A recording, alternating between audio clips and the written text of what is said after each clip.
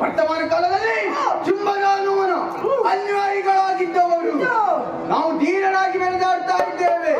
ಇಷ್ಟೆಲ್ಲ ಮೆರೆದಾಡೋದಕ್ಕೆ ಕಾರಣ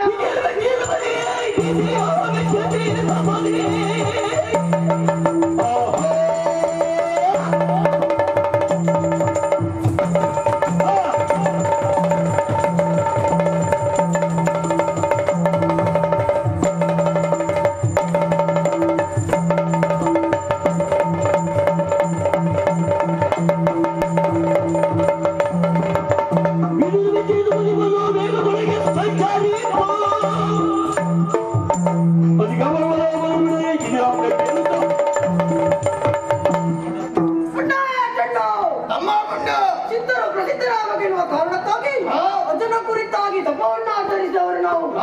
ಒಲಿದನ ಬ್ರಹ್ಮದೇವ ಮೊದಲಿಗೆ ಒಲಿಯಲಿಲ್ಲ, ಆಮೇಲೆ ಒಲಿದಂತ ಬ್ರಹ್ಮದೇವನಲ್ಲಿ ಕೇಳಿದ್ದಾದರೆ ಏನು ಮರಣವೇ ಬರಬಾರದು ಎನ್ನುವುದಾಗಿ ಕರುಣಿಸಿದ್ದಾನೆ. ಹೇಗೆ ಎಲ್ಲರಿಗಾಗಿ ಬ್ರಹ್ಮಚಾರ್ಯ ಕಾಪಾಡಿಕೊಂಡೆ ಬಂದಿದ್ದೆ ಅಂತಾದ್ರೆ ಅಲ್ಲಿವರೆಗಾಗಿ ಮರಣವೇ ಇಲ್ಲ ಎನ್ನುವುದಾಗಿ. ಅಷ್ಟು ಮಾತ್ರವೇ ಅಲ್ಲ, ಹಿಡಿಯುವುದಕ್ಕೆ ಗದಾದಂಡ ವೇಗ ಪಡೆದಂತ ನಾವು ಧೀರರು, ಶೂರರು, ಗಂಭೀರರು. ಇಟ್ಟಿದ್ದ ಹೆಜ್ಜೆ, ಮಾಡಿದ್ದ ಕಾರ್ಯ, ಅಜ್ಞಾತ ತಿರುಗಾಟದಿಂದ ಆಗ್ತಾ ಇರುವುದೇನು?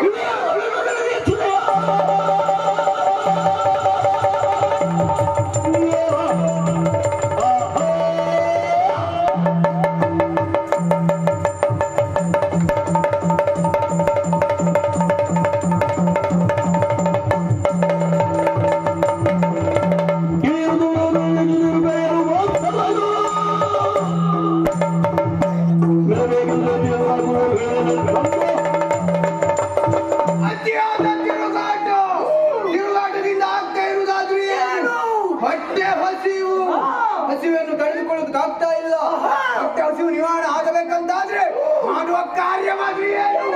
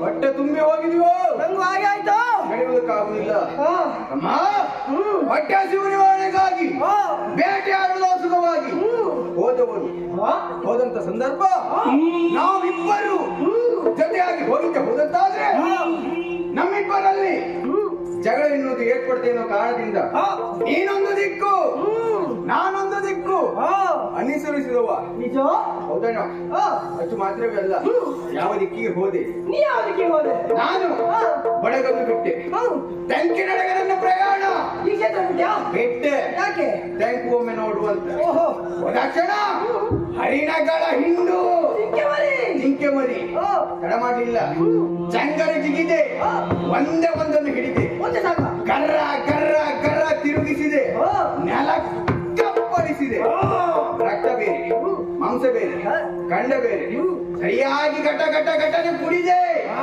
ರಕ್ತವನ್ನ ಮಾಂಸವನ್ನು ಹರಿದು ತಿಂದೆ ಮೂಳೆಯನ್ನು ಹಾಗೆ ತಂದಿದ್ದೆ ಯಾಕೆ ನನ್ನ ತಮ್ಮೆಯಲ್ಲಿ ಉಳಿದುಕೊಂಡಿದ್ದಾನೆ ಆತನಿಗೆ ಏನಾದರೂ ಸಿಗದೆ ಹೋದಲ್ಲಿ ಮೂಳೆ ನಿನಗಾಗಿತ್ತು ಮೂಳೆ ಆಗುದಿಲ್ವಾ ನನಗೆ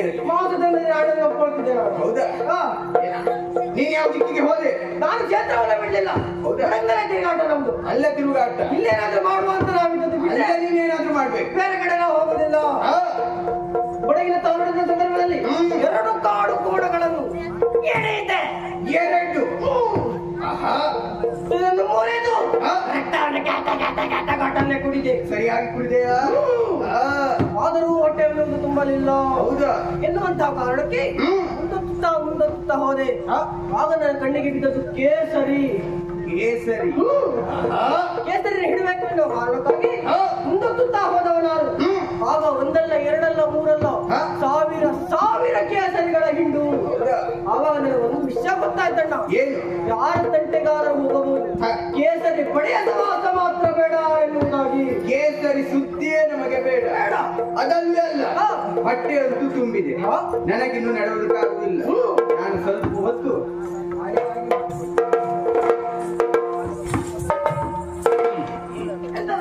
ಅಲ್ಲಂತೂ ಮಲಗಿ ಬಿಡುವುದಿಲ್ಲ ಬಂದ್ರು ನೀನು ಉಪದ್ರ ತಪ್ಪಿದ್ದ ಹೌದಾ? ಏನಾಯ್ತಾ ಬಾರೇಲೆ. ಏನಾಯ್ತಾ ಏನ್ ಮಾಡ್ತಿದ್ದೇನೆ ಮಲಗಿಕೊಂಡಿದ್ದೆ ಏನ್ ಅದ ಬಂದದಾ? ಮತ್ತೆ ನಮ್ಮೊಡೆಯನಾಗಿರುವಂತಹ ಸುಬ್ಬದಾನವರಿಗೆ ವಿಷಯ ಗೊತ್ತಾಯ್ತು ಅಂತಾದ್ರೆ ಚಂಡಮುಂಡ ಹೊಟ್ಟೆ ತುಂಬ ತಿಂದ್ರು ಗಂಟಲು ಪೂರ್ತಿ ಕುಡಿದ್ರು ಹಾದಿ ಮೇಲೆ ಬಿದ್ದಿದ್ದಾರೆ ಎನ್ನುವುದಾಗಿ ಹೇಳುವುದಿಲ್ಲ. ದಾರಿ ಬದಿಯಲ್ಲಿ ಬಿದ್ದುಕೊಂಡಿದ್ದಾರೆ ಅಷ್ಟು ಮಾತ್ರವೇ ಅಲ್ಲ ನಮ್ಮ ವೈರಿಗಳು ಬದ್ಧ ವಿರೋಧಿಗಳು ಆ ದೇವತೆಗಳು ನಮಗೆ ಸಾವಂತೂ ಇಲ್ಲ.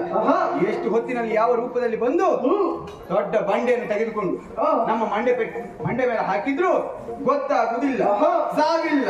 ಹಾಗಂತಾದ್ರೆ ಮಂಡೆ ಪೆಟ್ಟಾಗ್ತದೆ. ಮಂಡೆ ಪೆಟ್ಟು ಆಗ್ಬಾರ್ದು ಅಂತಾದ್ರೆ ಒಂದು ಉಪಾಯವನ್ನು ಮಾಡ್ಬೇಕು. ದೂರದಲ್ಲಿ ನೋಡು ಒಂದು ಕಪ್ಪು ಬಂಡೆ, ಅಲ್ಲಿಯವರೆಗಾಗಿ ಹೋಗ್ಬೇಕು. ಆ ಬಂಡೆಗೆ ನಮ್ಮ ಮಂಡೆಯನ್ನು ಕೊಡ್ಬೇಕು. ಬಂಡೆಗೆ ಮಂಡೆ ಕೊಡುವುದಕ್ಕೂ ಕಾರಣ ಉಂಟು. ಏನು? ಸೂರ್ಯನ ಕಿರಣ ಆ ಬಂಡೆಯ ಮೇಲೆ ಬಿದ್ದಾಗ ಬಂಡೆ ಎನ್ನುವುದು ಬಿಸಿ ಆಗ್ತದೆ. ಬಿಸಿ ಆದ ತಕ್ಷಣ ನಮ್ಮ ಮಂಡೆ ಎನ್ನುವುದು ಬಿಸಿ ಆಗ್ತದೆ. ತಟ್ಟನೆ ಎಚ್ಚರ ಕಾರ್ಯದತ್ತು ತೊಡಗಬಹುದು. ಅರ್ಥ ಸಾಕು.